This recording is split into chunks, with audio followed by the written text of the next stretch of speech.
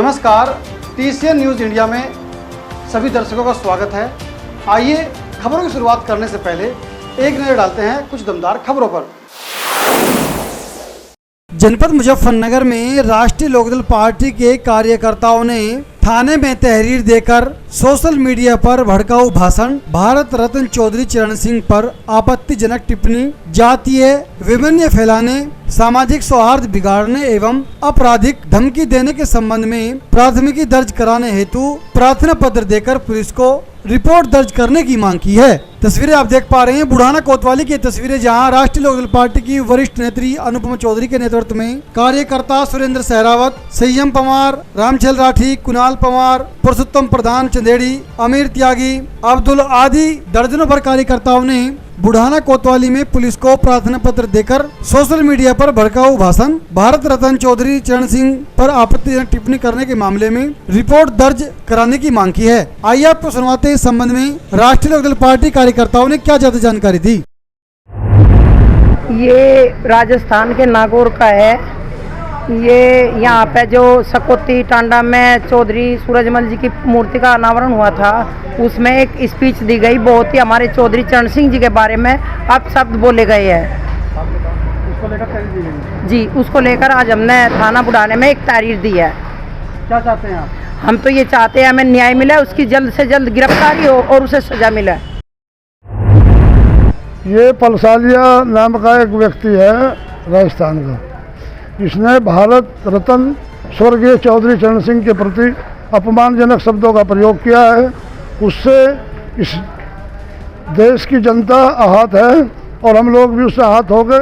आज उसके खिलाफ FIR दर्ज कराने आए हैं। उसके खिलाफ तत्काल FIR दर्ज हो, उसके खिलाफ कानूनी कार्रवाई हो, हम सब लोग यही चाहते हैं।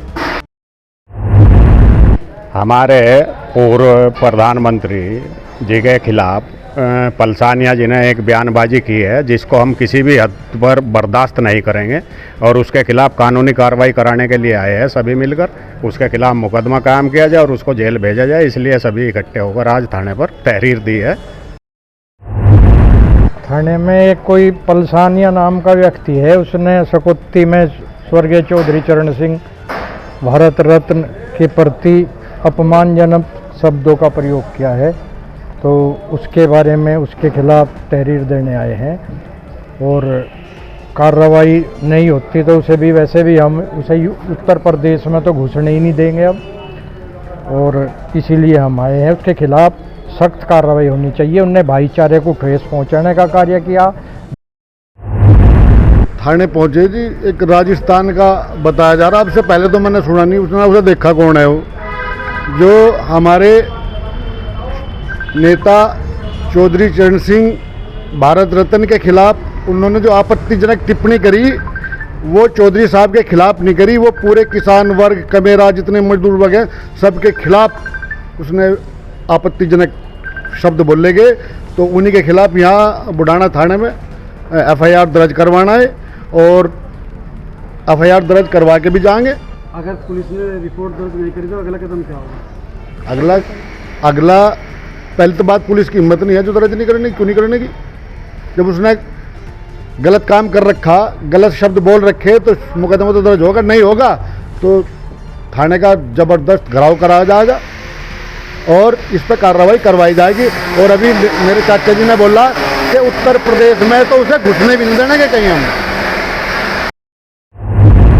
जनपद मुजफ्फरनगर बुढ़ाना तहसील क्षेत्र के थाना रतनपुरी प्रभारी इंस्पेक्टर राकेश कुमार ने गौशाला में गांव को रोटी खिलाकर धर्म लाभ उठाया। फोटो सोशल मीडिया व्हाट्सएप पर हुए वायरल। तस्वीरें आप देख पा रहे हैं बुढ़ाना तहसील क्षेत्र के थाना रतनपुरी क्षेत्र में गौशाला की तस्वीरें, जहां थाना रतनपुरी प्रभारी इंस्पेक्टर राकेश कुमार ने गौशाला में गाय को रोटी खिलाकर धर्म लाभ उठाया है, जिनकी फोटो सोशल मीडिया व्हाट्सएप पर वायरल हो गई।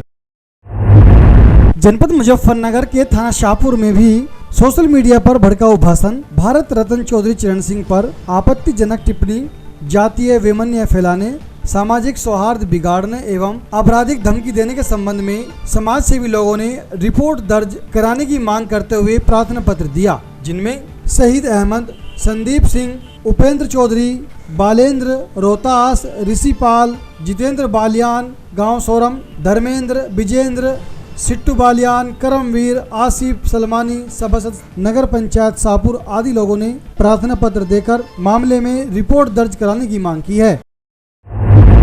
मुजफ्फरनगर में बेखौफ चोर के हौसले हुए बुलंद, नाबालिग ने एक व्यक्ति की जेब से लगभग 40,000 रुपए चुराकर सनसनी फैला दी। सूचना पर पहुंची पुलिस जांच पड़ताल करने में जुटी है। चोर की यह वारदात सीसीटीवी कैमरे में हुई कैद। दरअसल तस्वीरें आप देख पा रही हैं बुढ़ाना कस्बे के पुराने भारतीय स्टेट बैंक मार्केट की तस्वीरें, जहां एक दुकान पर एक नाबालिग युवक ने एक व्यक्ति की जेब से लगभग 40,000 रुपए चुराकर सनसनी फैला दी। चोर की यह पूरी वारदात लगे सीसीटीवी कैमरे में कैद हो गई। पुलिस सीसीटीवी कैमरे के आधार पर मामले की जांच पड़ताल करने में जुटी है। पुलिस ने सोशल मीडिया व्हाट्सएप का भी सहारा लिया है। तस्वीरें आप देख पा रहे हैं बुढ़ाना कस्बे के भारतीय स्टेट बैंक मार्केट की ये तस्वीरें।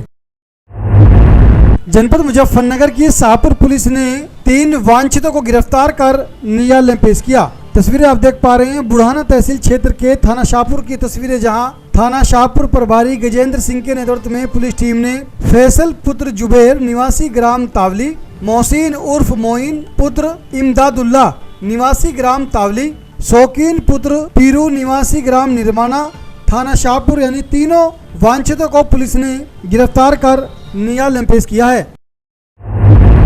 जनपद मुजफ्फरनगर बुढ़ाना पुलिस ने अवैध तमंचा बनाने की फैक्ट्री का भांडाफोड़ करते हुए साबिर पुत्र शब्बीर निवासी ग्राम पिटलोकर थाना सरदना को गिरफ्तार कर न्यायालय में पेश किया, जहां उसके कब्जे से 6 बंदूक 12 बोर, 2 पोनिया 315 बोर, 1 पोनिया 12 बोर, 1 तमंचा 315 बोर, 2 तमंचे 12 बोर, 12 अधबने बॉडी कट लोहा फ्रेम, 1 अधबनी फ्रेम 32 बोर, नाल लोहा, 5 जिंदा कारतूस और सत्र बनाने के उपकरण पुलिस ने बरामद किए हैं। जहां पुलिस ने पूछताछ के दौरान आरोपी ने बताया कि यह अवैध शस्त्र आने वाले पंचायत चुनाव में प्रयोग किए जाने थे। जहां बुढ़ाना पुलिस को यह बड़ी सफलता हाथ लगी है। पुलिस ने आरोपी से पूछताछ के बाद उसे न्यायालय में पेश किया है। आपको बता दें यह तमंचा बनाने की फैक्ट्री का भांडाफोड़ पुलिस ने क्राउन स्कूल से आगे मंदवाड़ा जाने वाले रास्ते पर ईख खेत में कुछ व्यक्ति अवैध शस्त्र बना रहे थे। मुखबिर की सूचना पर बुढ़ाना पुलिस ने घेराबंदी करते हुए साबिर पुत्र